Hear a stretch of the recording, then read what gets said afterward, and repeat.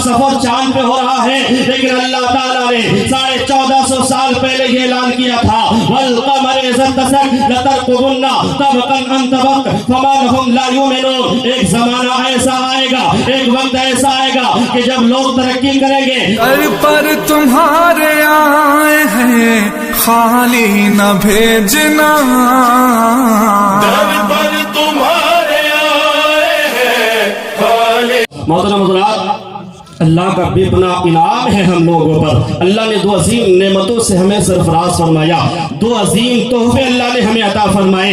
एक कुरान मजीद अल्लाह ने अता फरमाया जिसका कोई जवाब नहीं है। दुनिया की सारी किताबों को एक पल्ले में रख दिया जाए, कुरान मजीद को एक पल्ले में रख दिया जाए तो कुरान का कोई जवाब नहीं है। और सारे इंसानों में पैगम्बर इस्लाम को अल्लाह ने हमें, पैगम्बर इस्लाम अल्लाह ने हमें अता फरमाया है। तमाम इंसानों को एक पल्ले में रखा जाए, पैगम्बर इस्लाम को एक पल्ले में रखा जाए, इनका भी कोई जवाब नहीं। मोहतरम हज़रात, आज साइंस तरक्की कर रही है, टेक्नोलॉजी का जमाना है, लोग चांद पे सफर कर रहे हैं, चांद पे जा रहा है। जो चांद पे जाता है अपने को बड़ा पावरफुल समझता है, जो चांद पर कदम रखता है अपने को बड़ा ताकतवर समझता है कि मैंने चांद पर कदम रखा है, मुझसे ज्यादा ताकतवर कोई नहीं, मुझसे ज्यादा बुद्धिजीवी कोई नहीं, मुझसे ज्यादा अक्ल शौर रखने वाले कोई नहीं। मैं चांद पर मैंने कदम रखा है, मैं चांद पर गया हूँ। लेकिन कुर्बान जाओ, पैगम्बर इस्लाम ने 1450 साल पहले, बल्कि परवरदिगार आलम ने कुरान मजीद की आयत करीमा के जरिए से दुनिया को एक मिजाज दिया था। ऐ दुनिया वालों, सुनो सुनो, आज तुम चांद पे जा रहे हो, आज तुम्हारा सफर चांद पे हो रहा है, लेकिन अल्लाह ताला ने 1450 साल पहले ये ऐलान किया था, वल कमर इज़्तसक लतरकुबुन्ना तबकन अन तबक फमा लहुम ला युमिनून। एक जमाना ऐसा आएगा, एक वक्त ऐसा आएगा कि जब लोग तरक्की करेंगे, तरक्की याफ्ता दौर में लोग सवारी दर सवारी सफर करेंगे और जमीन से उड़ेंगे, चांद पर पहुंच जाएंगे, चांद पर कदम रखेंगे। हिंदुस्तान की सरजमीन से, एक हिंदुस्तान की सरजमीन से एक खातून सुनीता विलियम भी चांद पर गई है। जब चांद से वापस आती है तो दुनिया वालों को कहती है, ऐ दुनिया वालों, तुम ये समझते हो कि जो चांद पर चला गया वही ताकतवर है, जो चांद पर पहुंच गया वही पावरफुल है, वही बुद्धिजीवी है। ये तुम्हारी सोच गलत है, ये तुम गलत फहमी के शिकार हो। इसी दुनिया में, इसी जमीन के ऊपर, इसी धरती में, मक्के की वादी में एक आमना का लाल आया है, एक आमना का लाल आया है। जब वो झूले में लेटे हुए हैं तो अपनी उंगली का इशारा करते हैं तो चांद भी झूमने लगता है। दाहिने तरफ उंगली करते हैं तो चांद दाहिने तरफ चला जाता है, बाएं तरफ उंगली करते हैं तो चांद बाएं तरफ चला जाता है। तो बरेली के ताजदार तड़प गए और तड़प कर फरमाते हैं, चांद झुक जाता जिधर, उंगली उठाते में हद में, क्या ही चलता था इशारों पर खिलौना उनका। नारे तकबीर, नारे रिसालत, मसलके आला हजरत, फैज़ाने आला हजरत, आलमाए अहले सुन्नत। नारे तकबीर, नारे रिसालत। बात समझ में आ रही? आज क्या वजह है? अल्लाह ने जो अजीम तोहफे हमें अता फरमाई कुरान की शक्ल में, तमाम किताबों से अफजल कुरान मजीद और तमाम पैगंबर, तमाम इंसानों में, पैगंबरों में सबसे अफजल रसूल पैगंबर दो जहां सल्लल्लाहु अलैहि वसल्लम की शक्ल में अल्लाह ने हमें बड़ी अजीम नेमतों से सरफराज फरमाई। क्या वजह है कि आज हम मारे जा रहे हैं? क्या वजह है हमारे समाज में बिखराव नजर आता है? क्या वजह है हम परेशान हैं, हमारी आबादी वीरान नजर आ रही है? क्या वजह है जब पैगंबर इस्लाम हमारे पास है, कुरान अजीम हमारे पास है, उसके बावजूद हम परेशान क्यों हैं, तबाह बर्बाद क्यों हैं? वजह सिर्फ ये है कि आज हमने किरदार मुस्तफ़ा पर अमल करना छोड़ दिया, सीरत मुस्तफ़ा पर जिंदगी गुजारना छोड़ दिया। याद रखो, आज भी अगर पैगंबर इस्लाम की जिंदगी के मुताबिक हमारी जिंदगी गुजरती है तो आज भी हम कामयाब होंगे, हमारी दुनिया भी कामयाब होगी, हमारी आखिरत भी कामयाब। अब लोगों को लगता है अच्छा नहीं लग रहा, उठक बैठक शुरू हो गए, जब ज्यादा वक्त हो चुका है, बस 10-15 मिनट और बर्दाश्त करेंगे। बर्दाश्त कर लेंगे 10-15 मिनट, क्योंकि मैं देख रहा हूं मेरी आदत नहीं जबरदस्ती तकरीर करने की। 10-15 मिनट बर्दाश्त करें, कुछ पैगाम आप लेकर जाए।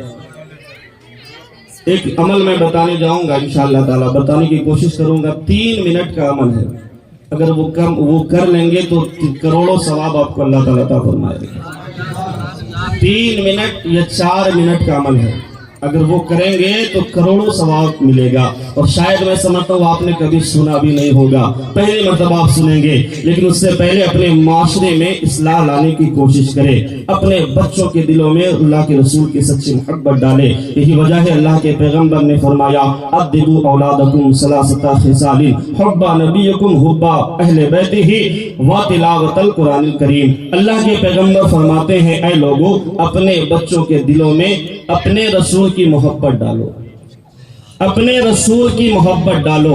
اب ان بچوں کے دلوں میں رسول کی محبت آئے گی کیسے، رسول کا پیار آئے گا کیسے؟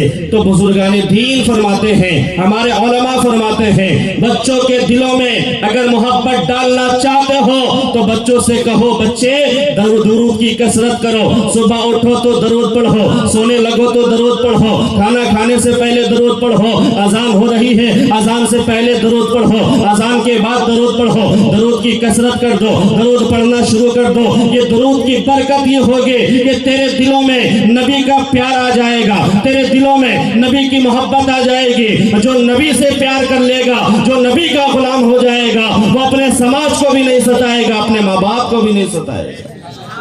آج ماں باپ روتے ہیں، ماں باپ چلاتے ہیں، پریشان ہوتے ہیں. کتنی ماؤں نے آ کر آنسو گرانا شروع کیا ہے، مولانا صاحب بچے بگڑ رہے ہیں، کوئی تعویذ دیجئے. میں ایک نسخہ دینے جا رہا ہوں. اگر چاہتے ہو کہ آپ کے بچے بڑھاپے میں بھی آپ کے سامنے ہاتھ باندھ کر کھڑے رہے، یہ بچے یہ اولادیں آپ کے سامنے ہاتھ باندھ کر کھڑے ہو، آپ حکم فرما دیں تو آپ کے بچے آپ کی بات مانے، تو یہ نسخہ آپ اس نسخے پر عمل کرو، انشاءاللہ تعالیٰ آپ کی اولادیں آپ کی بات مانیں گے. آپ کو کرنا کیا ہے، اپنے چھوٹے چھوٹے بچوں کے دلوں میں درود کی محبت ڈال دو.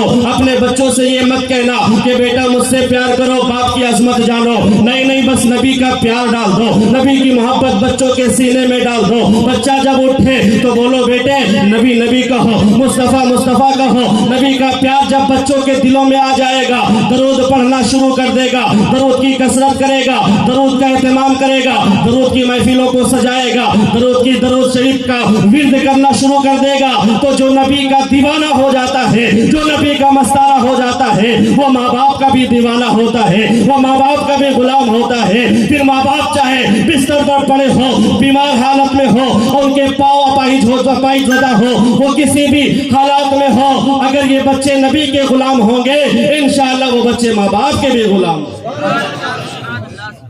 بچوں کے دلوں میں نبی کی محبت ڈالیں، بچوں کے دلوں میں نبی کا پیار ڈالیں، بچوں کے دلوں میں اللہ کے رسول کی سچی محبت ڈالیں. یہ بچے نبی نبی کہیں گے انشاءاللہ ان کی زبان بھی پاک ہو جائے گی، ان کا کردار بھی پاکیزہ ہو جائے گا، ان کے کردار و عمل سے پورے سماج میں خوشبو پھیل اٹھے گی. ضرورت ہے انقلاب لانے کی. ہماری ماں بہنیں بھی گفتگو سن رہی ہے، ہماری ماں بہنوں کو تربیت زیادہ کرنے کی ضرورت ہے، کیونکہ چھوٹے چھوٹے بچے ان کے پاس ہوتے ہیں. ابھی آپ غوث اعظم رضی اللہ تعالیٰ عنہ کی محبت میں بیٹھے ہیں، آپ نے سنا ہوگا حضور غوث اعظم رضی اللہ تعالیٰ عنہ جب ماں کے پیٹ سے نکلے ہیں تو 18 پارے کے حافظ قرآن بن کر نکلے.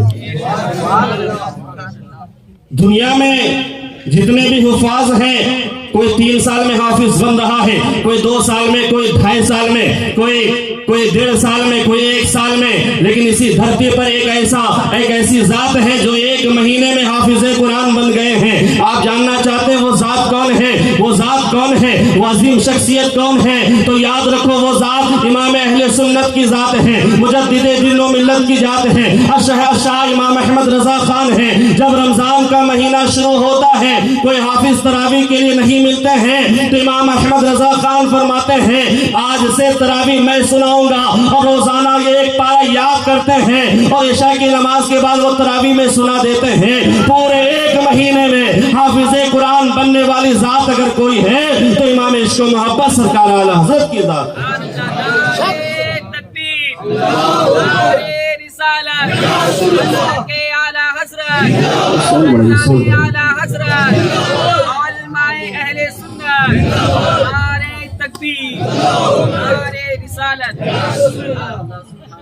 پیران پیر، بڑے پیر، دستگیر روشن ضمیر سیدنا شیخ عبد القادر جیلانی دنیا میں जितने हाफिज बने इस धरती पर आकर बने हैं, लेकिन कुर्बान जाओ सरकार गौसे आजम रज़ियल्लाहु ताला अन्हु की जात है। जो हाफिज कुरान बन रहे हैं तो माँ के पेट में बन रहे हैं, माँ के शिकम में है हाफिज कुरान बन रहे हैं। 18 पारे के हाफिज कुरान बनकर माँ के पेट से बाहर आते हैं। जब उनके उस्ताद मोहतरम ने कहा बेटे पढ़ो, आपने औज़ु बिल्लाहि मिनश शैतानिर रजीम से शुरू किया, बिस्मिल्लाह पढ़ा, उसके बाद आपने अलहम्दु पढ़ा, अलिफ लाम मीम पढ़ा, सयकुल पढ़ा। आप पढ़ते चले जा रहे हैं, पढ़ते चले जा रहे हैं। 18 पारा जब आपने पढ़ लिया, उस्ताद मोहतरम ने कहा बेटे ये 18 पारा तुमने कहाँ हिफ्ज़ किए हो, कहाँ याद किए हो? पहली मर्तबा तो पढ़ने के लिए मेरे मदरसे में आए हो तो पीराने पीर बड़े पीर दस्तगीर फरमाते हैं मैं अपनी माँ के पेट में रह करके अपनी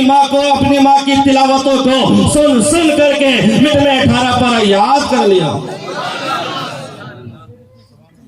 तो माँ के पेट में बच्चा अगर हो और माँ अगर अच्छे काम करे तो उसका असर बच्चों पर होता है।